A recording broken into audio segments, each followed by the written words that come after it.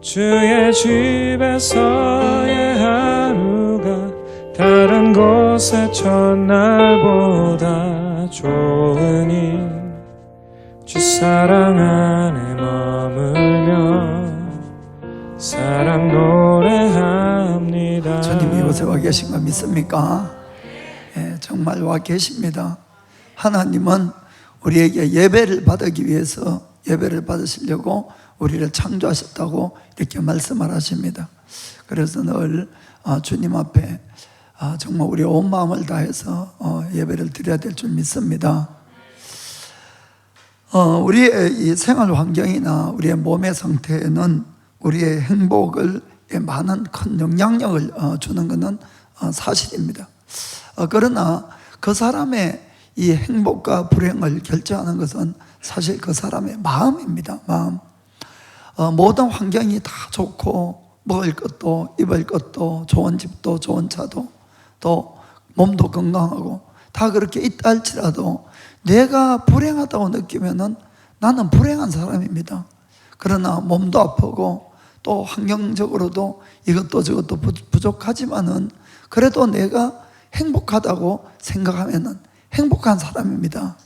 그래서 성경은 무릇 지킬 것, 우리가 지켜야 될 것이 많겠지만은 모든 것보다도 너의 마음을 지켜라 이렇게 말씀합니다. 왜냐하면은 생명의 근원이 여기에서 나기 때문이다 이렇게 말씀했습니다. 그래서 정말 우리가 마음을 잘 지키고 우리 마음 가운데 우리의 마음 상태에 따라서 행복이 결정된다는 것도 꼭 기억하시기 바랍니다. 어느 날 바리새인들이 하나님 나라에 대해서 예수님에게 질문을 했을 때 예수님은 이렇게 대답하셨습니다.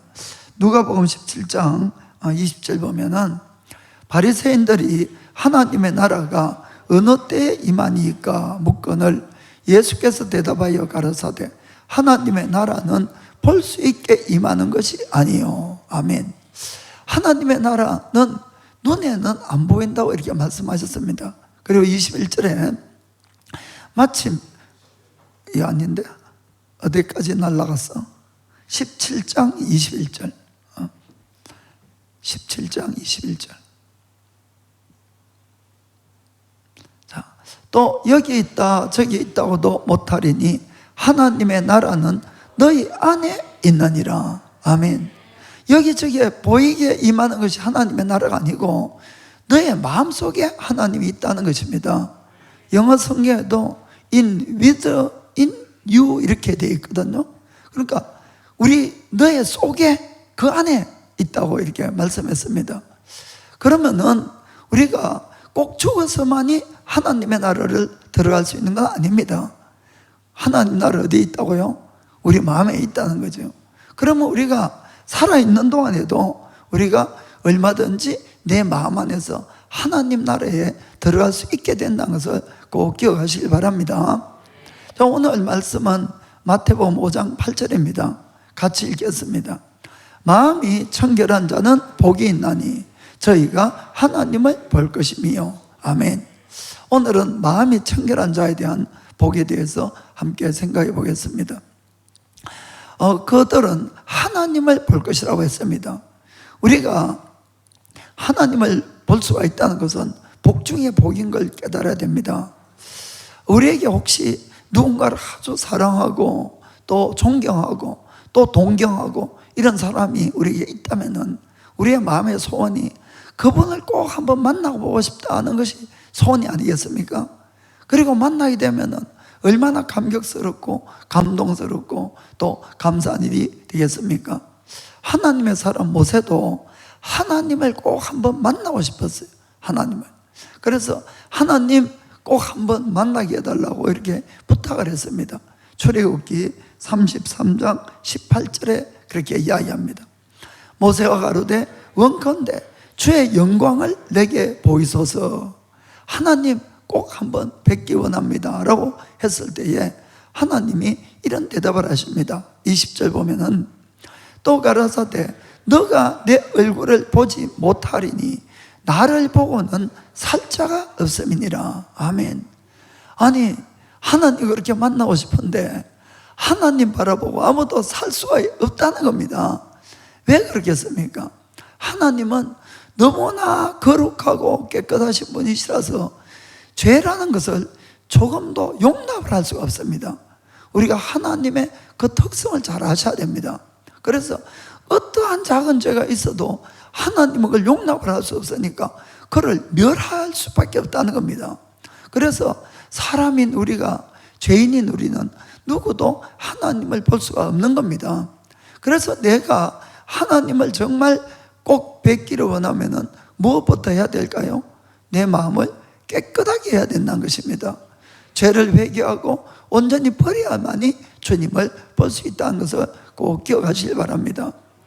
하나님은 참 은혜롭고 또 자비하신 분이라서 모세가 그렇게 간절하게 부탁을 하니까, 그래서 하나님은 이렇게 해서 모세에게 하나님을 보여줍니다. 저는 그런 장면을 이렇게 읽을 때마다 참 하나님이 자상하시고 또 은혜가 많으신 그런 분이라는 것을 새삼 느끼게 됩니다.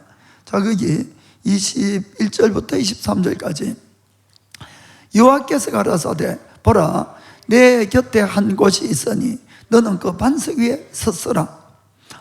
내 영광이 지나갈 때에 내가 너를 반석 틈에 두고 내가 지나가도록 내 손으로 너를 덮었다가 손을 거두리니 너가 내 등을 볼 것이요 얼굴은 보지 못하리라. 아멘. 얼마나 자상하십니까? 그래, 손이면은 보여주겠는데 얼굴을 보면은 죽을 것 같으니까 내 뒷모습은 보여주겠다고. 그 내가 지나가는 동안에 내가 너를 이렇게 막고 지키고 해서 지나간 다음에 내 등을 바라봐라, 이렇게 말씀한 겁니다. 그래, 하나님은 이 모세와의 대화 중에 19절 보면 이런 말씀도 있습니다. 그 후반전에 뒷부분만 보겠습니다. 나는 은혜 줄 자에게 은혜를 주고 긍휼히 여길 자에게 긍휼을 베푸시느니라. 아멘. 그래서 우리는 늘 하나님의 은혜와 긍휼을 구하고 또 은혜와 긍휼을 받게 되기를 주의 이름으로 축복합니다. 인간인 우리가 창조주 하나님을 만난다는 것은 참 상상하기 어려운 그런 놀라운 축복이고 또 감격이라고 이렇게 할 수가 있습니다. 또 그분을 만나게 되면은 우리가 고민해왔던 모든 문제들도 해결하고 우리의 필요한 모든 것들도 다 채워줄 수 있는 분이 하나님이지 않습니까? 그래, 그 하나님이 어떻게 뵐 수가 있느냐? 오늘 예수님이 말씀한 것처럼 그 첫 번째 조건이 바로 우리의 마음을 깨끗하게 해야 된다는 것을 꼭 기억을 합시다. 그럼 우리가 어떠한 마음이 우리의 깨끗한 마음일까 하는 거죠. 그 먼저는 깨끗한 마음, 이것은 하나님만을 첫 번째로 간구하고 신뢰하는 마음이다, 이렇게 생각할 수가 있겠습니다. 하나님에 대한 우리의 사랑, 우리의 신뢰, 우리의 믿음, 이런 것들이 다른 사람이나 다른 물건과 절대로 나누어지지 않은 것, 오직 하나님만을 사랑하고 하나님만을 신뢰하는 것을 우리가 깨끗한 마음이다, 이렇게 할 수가 있겠습니다. 이 마음이 갈라지면 안 됩니다. 만약에 어떤 사랑한다는 두 사람이 있는데 서로 사랑한다고 말은 하지만은 마음 안에서는 다른 사람을 더 사랑하거나 신뢰하면은 이거는 마음이 갈라진 거죠. 절대로 이것은 깨끗한 마음이다, 이렇게 할 수가 없는 겁니다. 하나님은 정말로 우리를 사랑하십니다. 그 증거가 우리를 위해서 하나밖에 없는 하나님 아들 예수님을 우리를 구원하기 위해서 대신 십자가에서 죽게 하셨다는 그 사실입니다. 그것이 우리를 향한 하나님의 사랑의 증거라고 성경은 말씀하고 있는 겁니다. 그런데 과연 우리는 내 목숨까지 아니더라도 다른 것보다도 내가 더 하나님을 사랑하는가? 이걸 좀 곰곰이 잘 생각해 보셔야 됩니다. 우리의 마음이 다른 물질적인 거나 사람과 이렇게 하나님에 향한 마음들이 나누어져 있다면 이거는 하나님에 대한 온전한 마음이다라고는 할 수가 없습니다. 또한 우리가 하나님을 신뢰한다고 하면서도 조그마한 문제만 생겨도 금방 불안해하고 초조하고 두려움에 쌓이고 또 금방 불평하고 원망하거나 또 막 이라이라 하고 성질 내고 이러면은 이건 하나님을 신뢰한다고 할 수는 없는 겁니다. 그렇기 때문에 우리가 정말 하나님을 얼마나 신뢰하고 또 사랑하느냐, 이것을 늘 좀 점검해 볼 필요가 있는 것입니다. 하나님이 너무 독선적이고 이기적이라서 나만 사랑해라 하시는 그분이 아닙니다. 사실은 실제로 하나님만을 사랑하고 신뢰한다는 것은 전부 우리를 위해서 그렇다는 것을 꼭 우리는 잘 깨닫고 하셔야 됩니다. 만약에 우리가 하나님보다도 더 사랑하고 신뢰하는 것이 있다면 실제로는 그것이 나의 하나님이 된다는 겁니다. 우상이라는 것은 그런 것들을 하나님보다 사랑하고 또 신뢰하는 것들을 우상이라고 합니다. 우상. 그 문제는 뭔가 하면은 그 우상은 절대로 우리를 죄에서 건지고 영생으로 이끌 수가 없다는 걸 깨닫고 아셔야 된다는 겁니다. 그래서 하나님은 하나님만을 사랑하고 신뢰해라. 그 길만이 우리를 영생으로 이끌 수 있다는 것을 꼭 기억을 합시다. 요한 1서 2장 15절부터 보면은 이렇게 되어 있습니다. 이 세상이나 세상에 있는 것들을 사랑치 말라. 누구든지 세상을 사랑하면 아버지의 사랑이 그 속에 있지 아니하니. 이는 세상에 있는 모든 것이 육신의 정욕과 안목의 정욕과 이생의 자랑이니 다 아버지께로 쫓아온 것이 아니요 세상으로 쫓아온 것이라. 이 세상도 그 정욕도 지나가되 오직 하나님의 뜻을 행하는 이는 영원히 거하느니라. 아멘. 여기도 명백하게 잘 기록이 되어 있습니다. 저는 처음에 이 성경 구절을 읽으면서 야, 세상을 사랑하지 않고 어떻게 살아가냐, 솔직히 좀 그랬습니다. 세상 사랑하는 마음이 많지요. 그런데 신앙의 생활을 해가면서 깨닫게 되는 것이 우리의 마음은 하나인데 세상을 사랑하는 마음이 꽉 차 있으면 절대 믿음이 안 생기더라고요. 하나님을 사랑하고 하나님을 신뢰하고 주님께 더 가까이 가고 그런 마음이 안 생긴다는 것을 내가 절실하게 깨닫게 되었습니다. 그리고 또 여기도 있지만은 세상을 사랑하는 그 사랑이 우리를 영생으로 이끌 수가 없다는 겁니다. 제일 큰 문제는 일시적으로는 그것이 기쁨도 주고 쾌락도 주고 하겠지만은 다 지나가 버린다는 거예요. 다 지나가. 그럼 영원히 남는 것은 하나님의 말씀을 행하는 자만 영원히 남는다고 되어 있는 겁니다. 그래서 늘 우리가 신앙생활 할 때에 영생이라는 것을 늘 머리에 두고 그렇게 신앙생활 하셔야만이 우리가 억울하지도 않고 그리고 모든 것들을 이겨나갈 줄 믿습니다. 두 번째는 이 깨끗한 마음이란 것은 마음에 올라오는 죄나 욕심인 욕망이나 거짓과 싸워가는 마음을 이야기하는 겁니다. 하나님은 우리의 이 영적인 믿음의 성장과 또 훈련 또 이런 것들을 위해서 우리가 거듭남에도 불구하고 거듭났을 때 새 생명을 주십니다마는 이 새 생명을 옛날의 사람, 육신의 사람, 이런 모든 것들을 다 죽이고 없애고 새 사람을 주면은 제일 좋을 것 같은데 그렇게 하지 않았다는 사실을 우리가 잘 깨닫고 하셔야 됩니다. 새 생명을 주시되 옛날에 있는 나의 육신의 사람, 옛사람 있는 그 안에 그냥 새 생명만 주신 것이에요. 그러니까 예수님 믿고 나면은 더 평강이 있는 것이 아니고 더 갈등이 있고 다툼이 있고 더 고민이 많아지는 것이 사실은 예수님 믿는 겁니다, 여러분. 이걸 잘 아셔야 돼요. 그래서 이 옛사람은 여전히 살아있는 나기 때문에 끊임없이 내가 원하든 원치 않든 죄된 생각 가져오고 또 이 욕망을 가져오고 거짓을 가져오고 이렇게 한다는 것을 우리가 꼭 깨닫고 하시길 바랍니다. 그래서 우리가 깨끗한 마음을 유지하기 위해서는 이렇게 올라오는 죄된 생각들을 그냥 두면 안 됩니다, 여러분. 그냥 두면.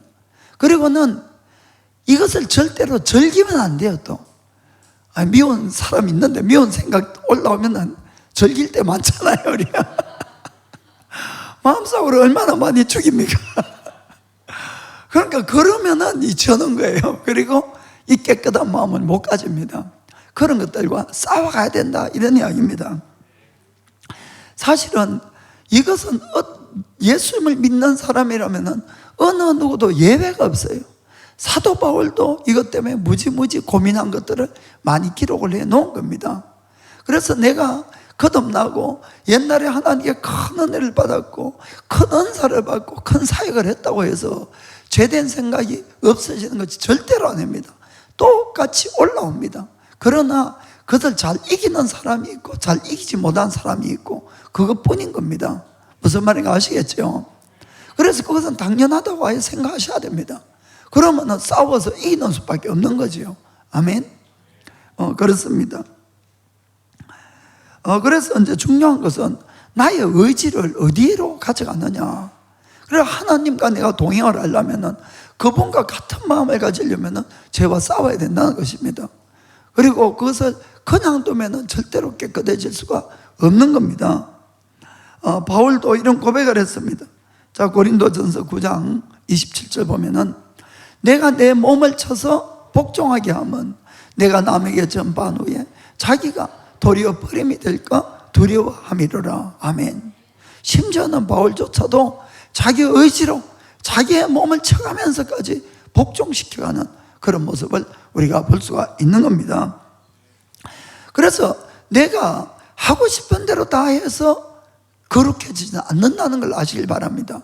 그냥 내가 예수를 믿으면 자동적으로 깨끗해진다가 아니라는 걸 아셔야 돼요. 그래서 우리가 깨끗한 마음 가는 것은 그냥 내 마음이 어떠한 죄된 생각도 하나도 없고 욕망도 전혀 없는 그런 상태가 아니라는 겁니다. 그건 여러분 불가능. 그것이 아니고 그런 생각이 올라올 때마다 그것과 싸우는 내가 바로 거룩하다는 것을 그것을 꼭 기억하기를 주님으로 축복합니다. 자, 그러면은 어떻게 우리가 깨끗한 마음, 거룩한 마음을 가질 수 있을까? 이건 첫 번째는 내가 예수님을 믿고 거듭나야 됩니다. 거듭나야. 이게 참 중요한 부분인데 사람의 마음은 부패 있어요. 죄로 말미암아 부패. 그래서 죄를 생각할 때 여러분들이 부패라는 단어로 생각하면 아주 이해하기가 쉽습니다. 부패. 그래서 죄로 이제 부패를 한 마음이기 때문에 이 부패가 내 안에 있는 거예요. 그러니까 내가 아무리 원하지 않더라도 그 부패된 데에서 끊임없는 죄된 생각과 욕망과 거짓이 이렇게 올라오는 겁니다. 그 예레미야는 이 예레미야서 17장 9절에 이렇게 이야기를 합니다. 만물보다도 거짓되고 심히 부패한 것은 마음이라 누가 능히 이를 알리오마는. 아멘. 만물보다 거짓되고 심히 부패한 것이 마음이라. 일본어 성경에는 그것은 소래와 나오라나 고칠 수 없다 이렇게 표현하고 있습니다. 그러니까 죄가 들어와서 부패한 것은 고칠 수가 없는 겁니다, 여러분. 이 안 고쳐지는 것이. 그래서 이것이 잘 알 수 있는 것이 이 부패는 계속해서 시간이 갈수록 부패가 심해지는 겁니다. 그래서 옛날보다도 지금이 죄가 훨씬 많고 세상이 힘들어진 것은 죄가 점점 부패하기 때문에 그렇다는 것을 우리가 명백한 증거로 알 수가 있습니다. 죄가 많아지면 법이 많아집니다. 그렇죠? 제일 첫 번째 인류에게 준 법은 하나밖에 없었어요. 하나밖에. 뭡니까? 선악과 따먹지 말라. 그런데 오늘날은 법이 얼마나 많은가 하면은 이 사법시험 공부를 하려면은 막 책이 얼마나 많은지 머리가 완전 아플 정도로 책이 많은 겁니다. 그 이유는 죄가 많으면 법이 많아지는 거예요. 그 뒤에 십계명이 있다. 지금은 뭐 헤아릴 수 없이 법이 많죠. 그 죄가 많아지니까 그렇다는 걸 알 수가 있습니다. 이 자연계에도 부패한 물건이 있다면은 이것을 우리가 원래대로는 절대로 돌릴 수가 없습니다. 아무리 맛있는 음식, 정성 들여서 만든 음식이라도 조금이라도 상해버리면은, 부패하면은, 여러분 이거 돌릴 수 있습니까? 아무리 아까워도 부패한 걸 먹을 수가 있습니까? 못 먹습니다. 이거는 돌릴 수가 없는 거예요. 그러면은 어떻게 해야 됩니까? 아깝지만은 버릴 수밖에 없는 거예요. 버리고 새로 만들 수밖에 없다는 겁니다. 여러분, 이게 죄의 이 원리예요. 그리고 이것이 하나님의 우리를 구원해 주던 원리라는 것도 꼭 깨닫길 원합니다. 이 무슨 말인가 하면은 인간이 죄로 말미암아 부패했기 때문에 우리 인간을 아무리 뜯어 고쳐도 부패한 인간은 새로워질 수가 없다는 걸 이걸 잘 아셔야 됩니다. 이 원리를. 새로워질 수가 없는 거예요. 그러면 결국은 어떻게 해야 되느냐? 부패한 인간을 죽일 수밖에 없는 겁니다. 죽이고 새로운 생명을 줘서 새로 만들어야 된다는 겁니다. 아멘. 이것이 기독교의 구원의 원리예요, 여러분. 이건 참 중요한 원리입니다. 그런데 그렇기 때문에 죄를 지은 우리 인간의 운명은 어떻습니까? 소망이 없는 거예요. 아무 소망이. 왜냐하면 새로워질 수가 없으니까. 결국은 죽기만을 기다릴 수밖에 없다는 겁니다. 여기에 하나님의 놀라우신 사랑이라는 것이 나타납니다. 우리가 부패하고 죄로 말미암아 영원히 죽고 영원히 벌을 받을 수 없는 그런 운명인 우리를 하나님은 불쌍히 여기셨어요. 그리고 사랑하셨습니다. 어떻게 저들을 구원시킬 수 있는 방법이 없을까 생각하신 것이 바로 죽을 수밖에 없기 때문에 죽어야 되는 겁니다. 그런데 그것을 우리를 죽게 한 것이 아니라 누굴 죽게 했습니까? 하나님의 아들 예수님을 죽게 하신 것이에요. 하나님의 아들 죽게 하시고, 그리고 그 예수님의 죽으심을 나의 죄 때문이라고 받아들이는 사람들이 있어요. 받아들이는 사람들은 그 죄를 용서해 주는 겁니다. 부패를 제거할 수가 있다, 그 뜻입니다. 무슨 말인가 이해가 됩니까? 죽었기 때문에. 죽었어요. 내가 죽은 건 아니지만은 내 대신에 죽어보신 분이 계시는 거예요. 그분 덕분에 나의 부패를 가져갈 수가 있는 겁니다. 없앨 수가 있는 것이에요. 그리고는 나를 깨끗하다고 인정하시고 하나님의 성령을 부어서 새 생명을 줄 수가 있다는 겁니다. 이것이 기독교라는 것이에요. 그렇기 때문에 내가 예수님의 죽음을 나의 죽음으로 합하는, 그 믿어들이는, 받아들이는 그 계약이 뭐냐 하면은 바로 물세례라는 겁니다. 물세례. 물세례의 의미는 예수님의 죽으심을 나의 죽음으로 받아들이는 행위가 물세례예요. 물에 들어간다는 것은 죽는 걸로 의미합니다, 여러분. 그렇죠? 자, 그래서 베드로가 이렇게 이야기를 했습니다. 사도행전 2장 38절에 베드로가 가로되 너희가 회개하여 각각 예수 그리스도의 이름으로 세례를 받고 죄사함을 얻어라. 그리하면 성령을 선물로 받으리니. 아멘. 이 죄 있는 부패한 인간은 그냥은 새로워질 수가 없기 때문에 세례를 통해서 죽어야 된다는 겁니다.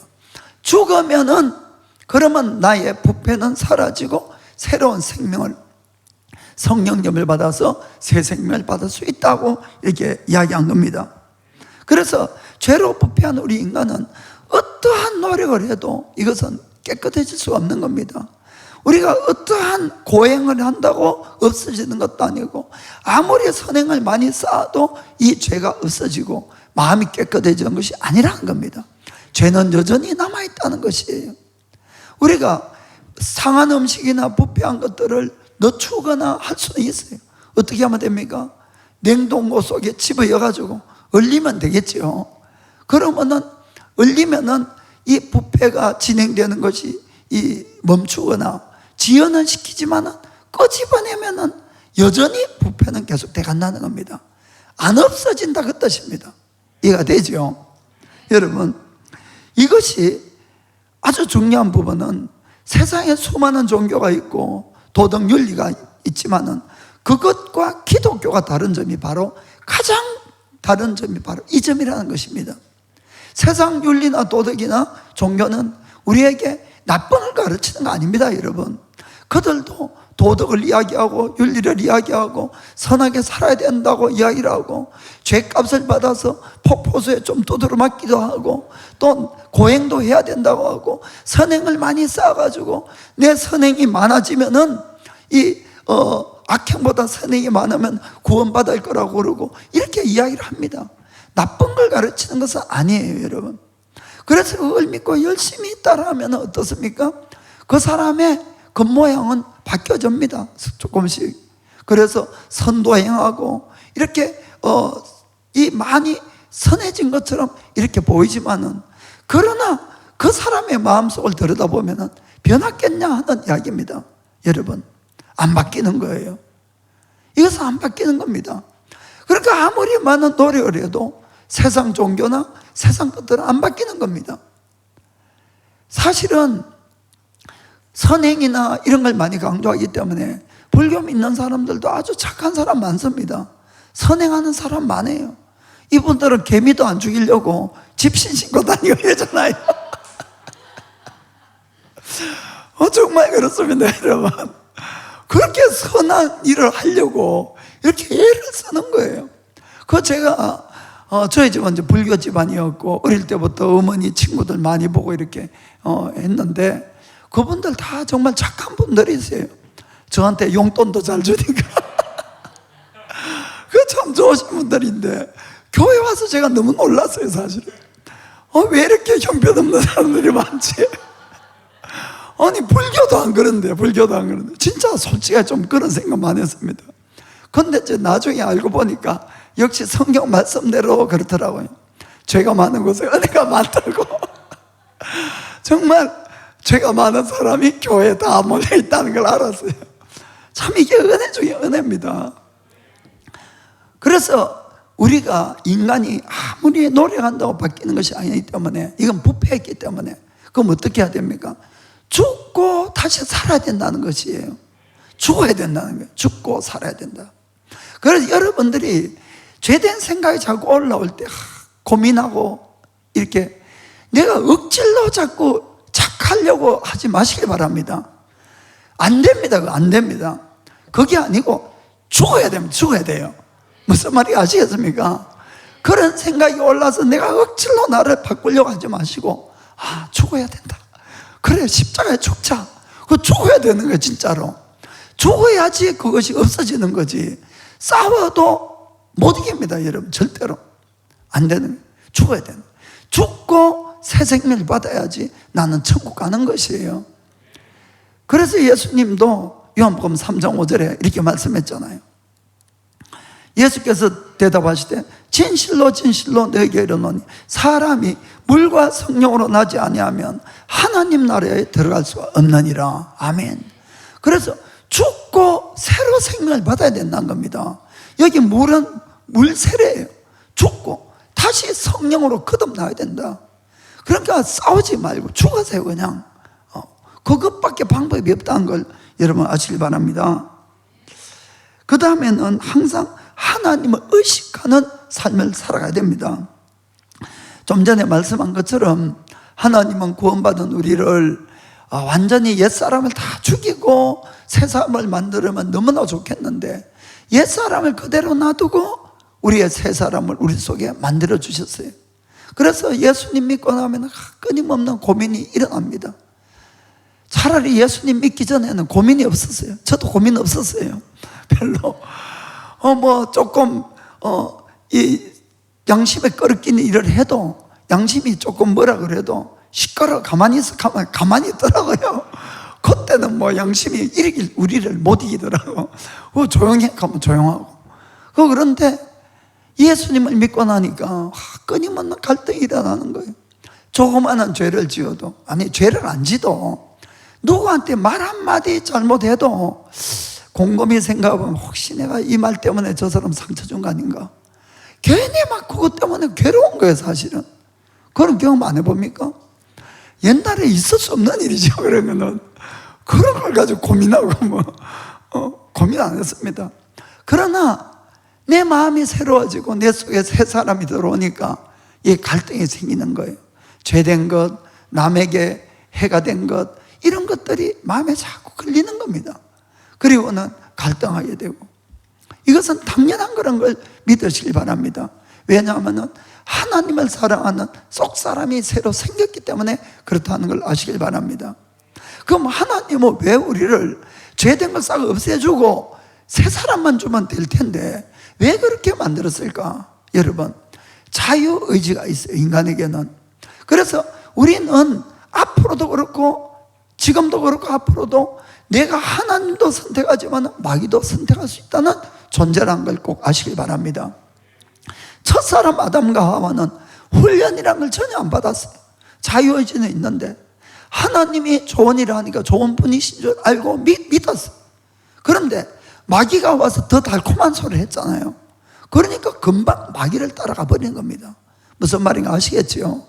그래서 죄진 우리 인간을 통해서 하나님은 그 사람을 가만히 두고 속 사람을 그 안에 넣어서 끊임없이 나의 옛사람과 싸우면서 마귀와 싸우게 만드는 거예요. 이게 무슨 말인가 아시겠습니까? 그것이 나를 훈련해 가는 겁니다.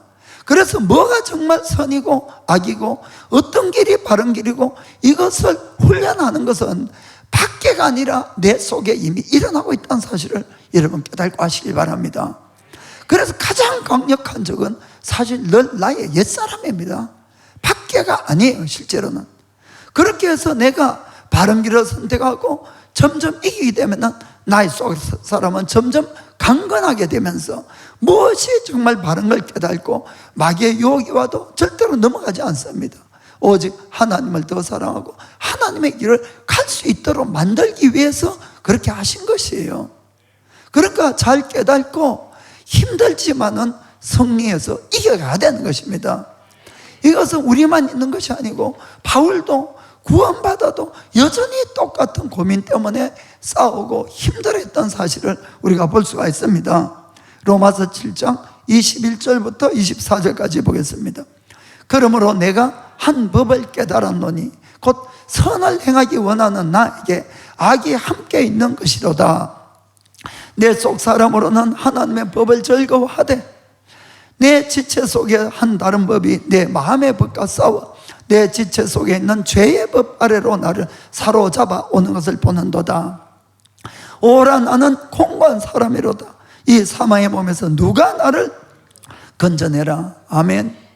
건져낼 분은 오직 예수님밖에 없는 겁니다. 아멘. 그렇습니다. 그래서 이 끊임없이 올라오는 것은 어쩔 수 없는 겁니다, 여러분.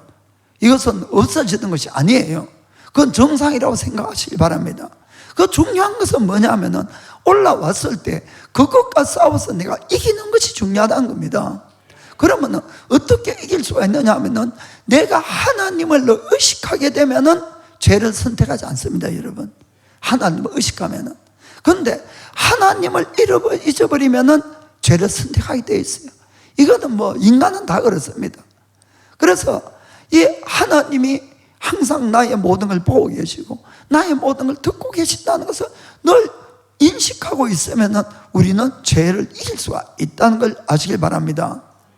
해바라기가 왜 해바라기입니까? 늘 그 얼굴을 해를 향해서 이렇게 돌아가기 때문에 봤습니까, 여러분? 오전, 오후하고 이 해바라기 얼굴이 달라요, 여러분. 해를 향해서 돕니다. 여러분, 우리는 주바라기가 돼야 됩니다. 늘 우리 얼굴을 주님만을 바라보는 주바라기. 아멘. 그 주바라기가 되면은 우리가 죄를 이길 수가 있다는 걸 믿으시길 바랍니다.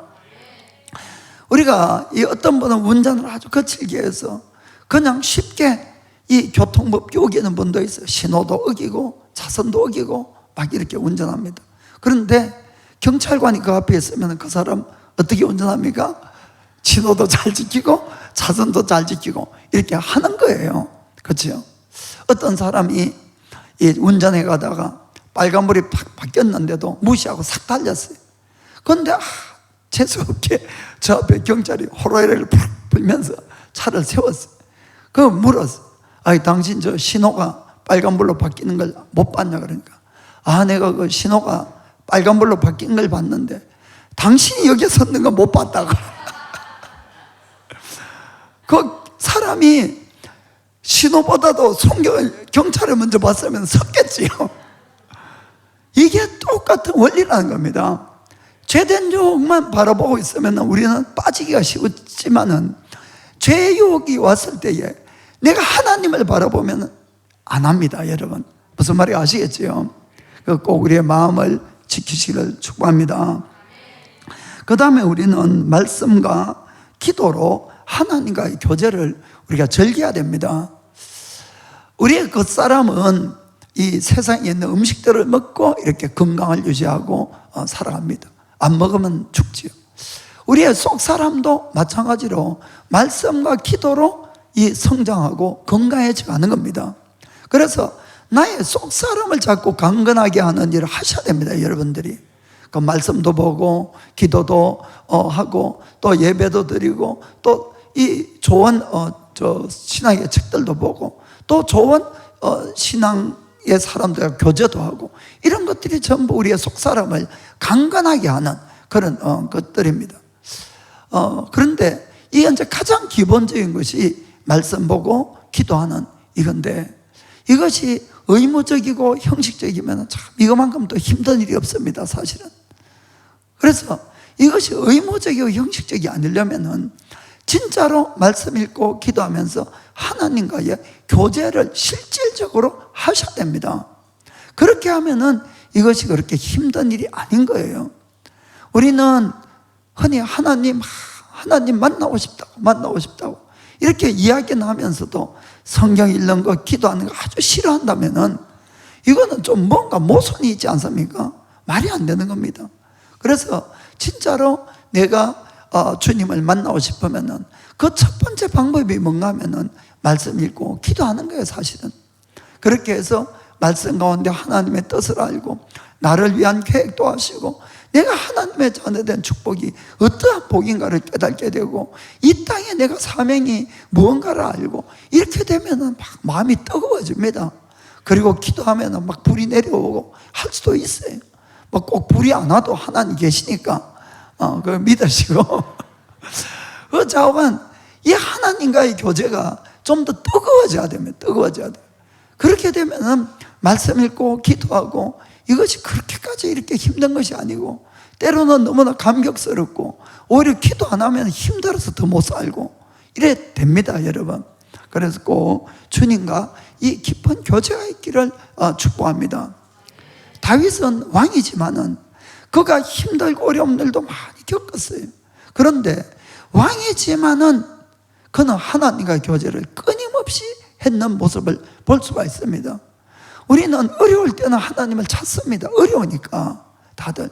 그런데 그 어려움이 지나고 모든 것으로 채워졌을 때 왕이 되면은 모든 것으로 채워지지 않습니까? 그러나 다윗은 그런 곳에 마음을 빼앗기지 않았다는 거예요. 저는 그것이 너무너무 위대합니다. 이 다윗이.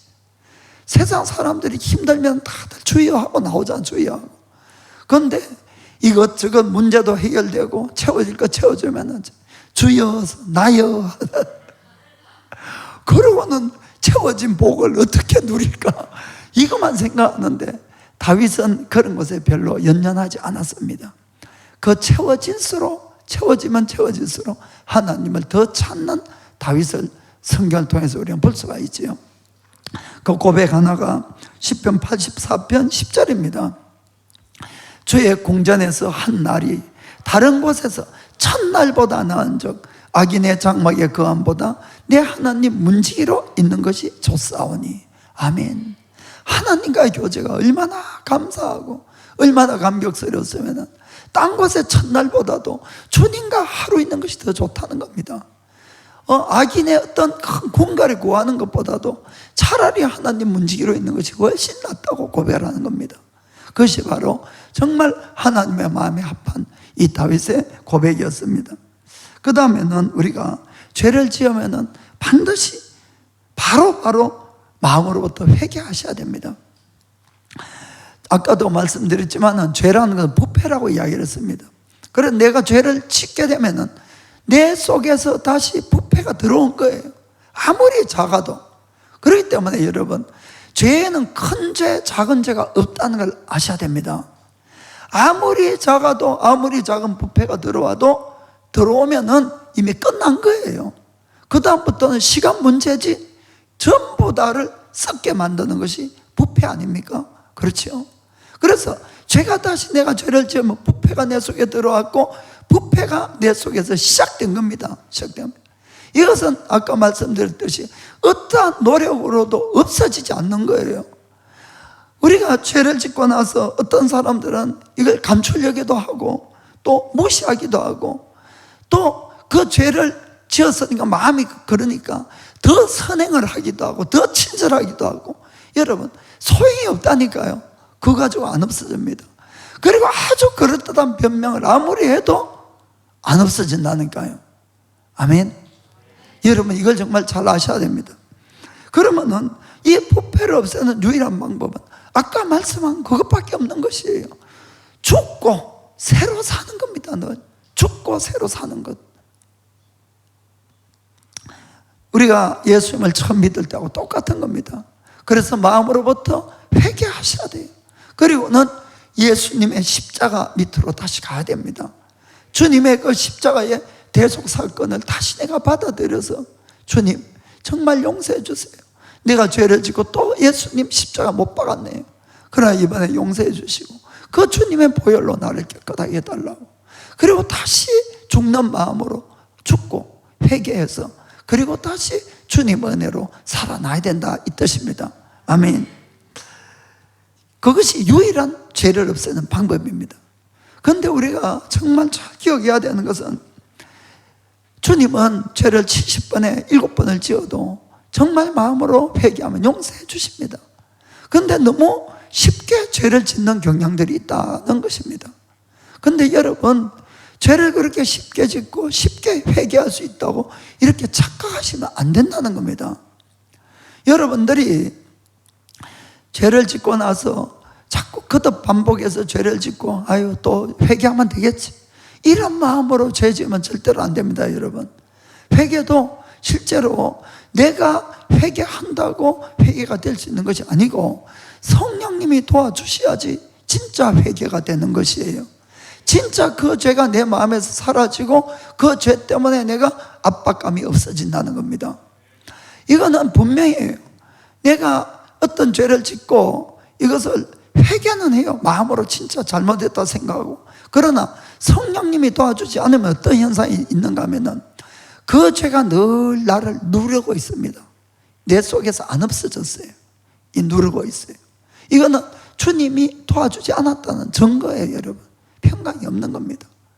그렇기 때문에 내가 진짜로 회개를 해서 성령님이 도와주시면은 진짜 이것이 마음이 찢어지는 아픔과 함께 내 죄를 고백하고 내 죄가 떠납니다. 진짜로.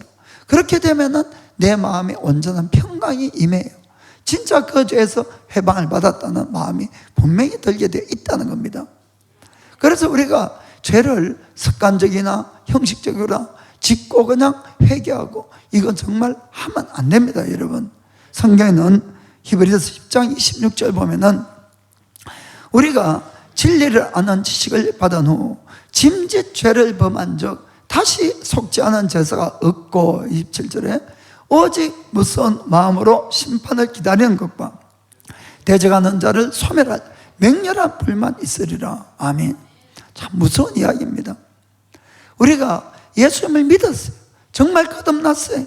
그럼에도 불구하고 짐짓 일부러 자꾸 죄를 지으면은 이제는 회개할 수가 없다는 겁니다. 회개의 영이 부어지지 않는 거예요, 여러분. 그래서 우리가 정말 죄를 조심해야 됩니다. 그냥 입술로 형식적으로 정말 하나님 잘못했어요, 정말 다시 죄를 안 지을 거예요, 이번만 용서해 주세요, 그냥 형식적으로 한다고 없어지는 것이 아니란 겁니다. 정말 마음을 찢고 우리가 간절하게 기도해야 됩니다. 다윗도 죄를 지었습니다.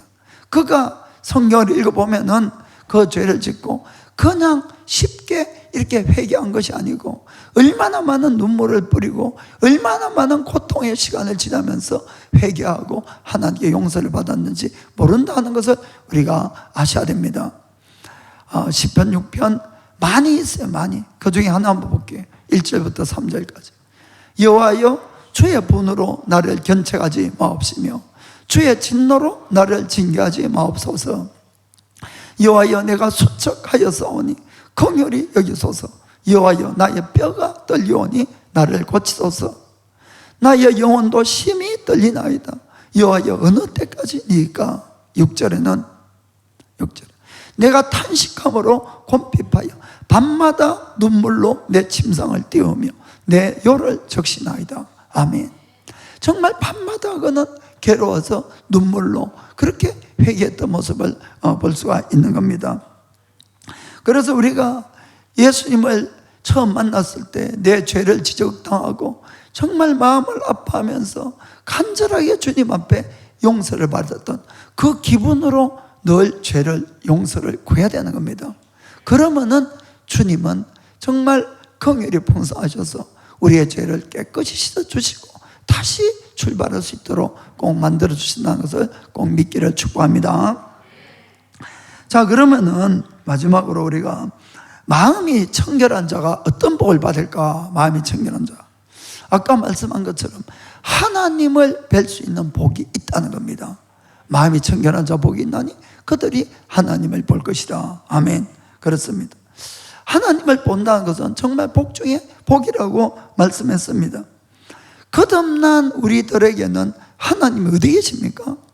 실제로는 우리 마음에 계세요. 우리 마음에. 제일 처음에 그랬잖아요. 하나님 나라, 하나님은 우리 마음에 계시는 겁니다. 그러니까 마음은, 우리가 하나님은 마음 안에 영이 있는데 영 안에 하나님이 계시는 겁니다. 하나님이 계시는데도 왜 하나님이 안 보일까? 결국 내 마음이 더러우니까 안 보이는 거예요. 사실은 뭐 간단한 겁니다. 그래서 내 마음이 깨끗해지면 깨끗해질수록 하나님이 더 뚜렷하게 보여지고 느껴지게 돼 있다는 겁니다. 아멘. 그러면 더 죄를 더 안 짓게 되겠지요. 하나님이 안 보이니까 자꾸 딴소리를 하고 딴 데 가고 이렇게 하는 겁니다. 그래서 내 마음이 깨끗할수록 나는 더 하나님을 분명히 볼 수 있고 하나님과 동행하는 복이 생긴다는 것을 믿으시길 바랍니다. 우리가 어릴 때 한번 생각해 봅시다. 가끔 우리는 아주 무서움에 이렇게 처해 있을 때나 너무너무 곤란한 쪽에 처해서 막 울음이 터져가고 불안해한 그런 기억들이 가끔은 있을 거예요. 그럴 때에 어머니나 아버지가 나타나면은 갑자기 그 모든 불안도 두려움도 다 떠나가고 얼마나 우리가 안심감이 더냐 하는 이야기입니다. 내가 하나님을 늘 볼 수가 있다면은 이 세상이 얼마나 어려운 일도 많고 힘든 일이 많습니까? 그러나 나는 그분을 바라보기 때문에 절대 두렵지 않는 겁니다. 무슨 말인지 아시겠죠? 전지하고 전능하신 하나님을 내가 매일 뵙고 있는데 내가 무엇이 두렵냐 하는 이야기입니다. 그리고 그분과 내가 동행하는 삶을 살 수가 있게 된다는 것을 꼭 기억하시기를 주의 이름으로 축복합니다. 시편 73편 1편에는 하나님이 참으로 이스라엘 중에서 마음이 정결한 자에게 선을 행하시나. 아멘. 마음이 정결한 자에게 선을 베풀어 주시는 겁니다. 아멘. 자, 그 다음 복은 하나님을 닮아가는 복입니다. 하나님을 닮아가는 복. 우리가 부부들에 대한 것을 흔히 부부는 닮아간다 이런 이야기를 합니다. 닮아간다. 부부가 닮아가는 원인은 같이 있는 시간이 가장 많기 때문에 그렇다고 저는 생각이 됩니다. 음식도 같은 음식을 먹고 그리고는 늘 대화도 하고 같이 있는 시간이 많으니까 누구보다도 늘 서로 바라볼 수가 있고 자꾸 보니까 서로 닮아가게 된다는 것입니다. 내가 마음이 청결해서 하나님을 늘 볼 수가 있다면은 나는 늘 하나님을 바라보면은 나는 누굴 닮겠습니까? 하나님을 닮아가는 것은 지극히 당연한 것입니다. 하나님을 닮아가는. 사람은 자기가 늘 바라보는 대상을 닮아가게 되어 있는 겁니다. 그래서 이 미국의 유명한 대통령인 아브라함 링컨은 이런 이야기를 했습니다. 사람이 나이가 40이 넘으면은 자기 얼굴에 책임을 져야 된다 이런 이야기를 했습니다. 저는 그 말이 참 이렇게 실감이 날 때가 많이 있습니다. 사람의 얼굴에 보면은 이 사람의 인생이 이렇게 적혀 있는 것 같아요. 인생이. 그렇기 때문에 내가 그동안에 누구를 늘 바라보고 내가 누구를 늘 만나고 내가 누구를 무엇을 늘 생각하고 이렇게 세월을 보냈느냐에 따라서 이 사람의 마음의 얼굴이 정해져 가는 겁니다. 마음의 얼굴뿐만 아니라 실질적인 얼굴까지도 이렇게 정해져 가는 것이에요. 아멘. 그렇기 때문에 우리가 정말 거울을 보면서 내가 예수님을 좀 더 닮았는지 안 닮았는지 이런 것들을 한번 좀 점검을 해보시기 바랍니다. 우리가 언젠가 누구라도 예수님 앞에 서는 날이 다 오겠죠. 그때는 나의 모든 인생을 산 나의 그 모습이 그대로 담겨 있을 겁니다. 내가 과연 어떠한 삶을 살았는지 그 모습입니다. 그때에 내가 예수님을 닮으면 닮을수록 하나님이 우리를 더 기뻐할 것이에요. 그렇지 않습니까? 부모들이 왜 자기 자식을 보고 기뻐합니까? 그것은 자기를 닮았으니까 제일 기뻐하는 거예요. 아무리 옆집 아저씨가 잘생겨도 옆집 아저씨 닮으면 기분 나빠져요. 그것이 아니고 나의 자식은 나를 닮았으니까 가장 아름답게 보이는 겁니다. 아멘. 그래서 주님도 우리가 주님을 많이 닮을수록 더 기뻐한다는 것을 꼭 믿길 원합니다. 그 다음에는 우리가 마음이 깨끗하면은 하나님께 귀하게 쓰임을 받는 겁니다. 자, 성경에는 하나님께 쓰임 받는 것에 대해서 이렇게 기록했습니다.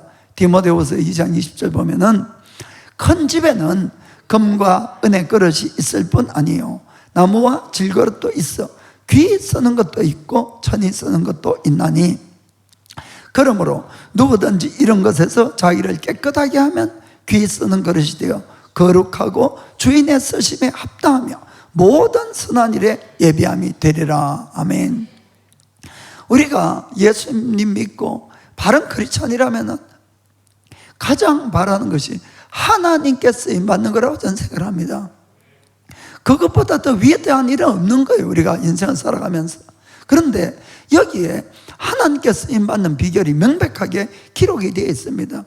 우리는 누구라도 금그릇, 은그릇이 되기를 원하고 더 큰 그릇이 되기를 원하지만은 하나님은 금그릇, 은그릇이라고 귀 쓰는 것도 아니고 큰 그릇이라고 귀 쓰는 것도 아니라고 성경은 말씀하고 있습니다. 여러 그릇들이 있지만은 하나님이 귀 쓰는 것은 깨끗하면은 어느 그릇이라도 하나님께 귀 쓰인다는 사실을 꼭 명심하시기 바랍니다. 그래서 늘 내가 깨끗하게 되기를 내가 애쓰는 사람이 하나님께 쓰임을 반드시 받게 되어 있는 겁니다. 그래야만이 그분이 나타날 수가 있는 것이에요. 실제로는 깨끗한 뜻을 한번 생각해 봅시다. 주님은 우리 속에 계시는데 내가 깨끗할수록 나는 점점 없어지는 거예요. 나는 투명해지는 겁니다. 그러면은 내 속에 계신 그리스도가 그냥 나타나는 겁니다. 아멘. 능력도 성품도 나타나는 거예요. 그러니까 깨끗한 그릇이 쓰임받는 겁니다. 금그릇이고 귀한 큰 그릇이라 할지라도 그리스도를 속에 담고 더러움으로 가득 찼으면 어찌 그 사람에게서 그리스도가 나타날 수 있겠냐는 이야기입니다. 그래서 깨끗하게 되는 것이 바로 쓰임받는 비결이라는 것을 꼭 명심합시다. 마지막으로 예수님의 재림을 기뻐하면서 기다리는 사람이 되는 겁니다. 히브리서 12장 14절입니다. 모든 사람으로 더불어 화평함과 거룩함을 쫓아라. 이것이 없이는 아무도 주를 보지 못하리라. 아멘. 내가 거룩하면은 그러면 나는 주를 볼 수 있다는 겁니다. 거룩한 사람들은 늘 주님을 바라보고 있기 때문에 예수님이 오시는 것이 전혀 두렵지 않는 것이, 오히려 이런 사람들에게는 주님 오시는 날만 간절하게 기다리고 있게 된다는 것입니다. 그러나 여전히 내 마음이 죄와 욕심과 거짓으로 더럽혀져 있다면 이런 사람들은 예수님 다시 온다 그러면 두려울 수밖에 없다는 겁니다.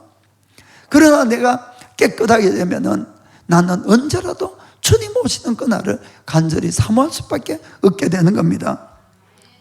위대한 역사가인 아놀드 토인비라는 분이 있습니다. 그분이 유명한 책 역사의 연구라는 저서가 있어요. 상당히 두꺼운데 그 책의 이 마지막에 이분은 역사의 결론을 이렇게 맺었습니다. 역사가 계속 기다리는 소망은 그리스도의 재림을 계속 기다리던 갈망입니다. 그리고 책 끝에 세상의 모든 것들은 반드시 변해지고 반드시 없어져 버리고 맙니다. 그러나 우리는 지금 바다에 저 끝부분에 이 수평선을 바라보고 있습니다. 그때에 그 수면에서 어떤 환상이 올라올 것입니다. 그리고 그 환상은 온 천지를 다 덮을 것입니다. 그것은 바로 그리스도 예수의 환상입니다 라고 했습니다. 사도 요한도 성경의 마지막에 주님을 만나는 갈망으로 이렇게 책을 마칩니다. 아멘. 주 예수여 어서 오시옵소서. 아멘. 그렇습니다. 주님은 반드시 오십니다. 그때에 우리가 어떠한 사람이 되어야 되는지를 우리가 한번 생각해 보시기 바랍니다. 여전히 세상 것 때문에, 욕심 때문에 세상의 눈이 어둡고 죄의 눈이 어두워서 더러운 옷을 입고 있다면 우리는 주님이 오시는 그날이 너무너무 두려운 날로 변할 겁니다. 그러나 내가 깨끗한 사람이 되어 있다면 주님이 오시는 날이 그렇게 기쁘고 감사할 수가 없을 거라는 이야기입니다. 그리고 주님과 함께 우리는 늘 주님을 바라보고 동행할 수가 있으며 또 주님께 귀하게 이 땅에서 쓰임받고 무엇보다도 주님 오시는 그날에 아멘 주 예수여 어서 오시옵소서 하고 우리가 분명히 우리가 당당히 말할 수 있는 그런 사람이 될 것입니다. 사랑하는 성도 여러분, 우리가 마음을 깨끗하게 하는 것은 정말 이건 도덕적인 일이 아닙니다. 이것이 정말 주님께서 원하는 것이고 가장 주님 앞에 귀하게 쓰임을 받을 수 있는 그런 비결이 되고 주님을 맞이할 수 있다는 것을 꼭 믿고 그런 복된 사람이 되기를 주님으로 축복합니다.